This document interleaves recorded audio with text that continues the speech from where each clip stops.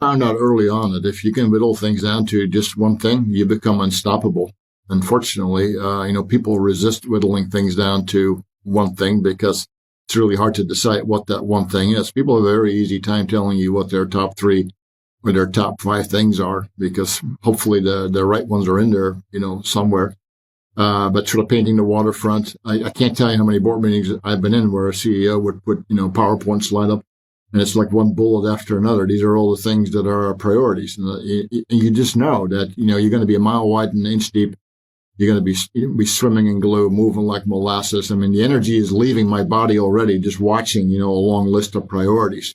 I'd rather have that conversation, if I could only do one thing. Because now we're getting to the point of what really matters here. What is really, really important, and what is just lesser important, and what is not important at all. And, you go to MBA school, they're really, really good at, describing the entire waterfront, but I just want to know that one thing.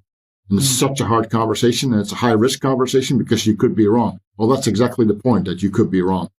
And by the way, if you have 10, you're already wrong now because you have 10 instead of 1, So in other words, you have already basically devalued, what you should be doing because you're time sharing now with all these other things, right? So I like to do things in sequence. In other words, prioritize. Even if you're not sure, do it anyways, okay? Because in the process of doing, you're going to find out whether you're right or wrong or somewhere in between. And then you can adjust, right? But just pull it apart. Sequence yourself, then start. By the way, things are going to go much quicker because you have a much narrower plane of attack. So it's energizing. The pace picks up, all these kinds of things.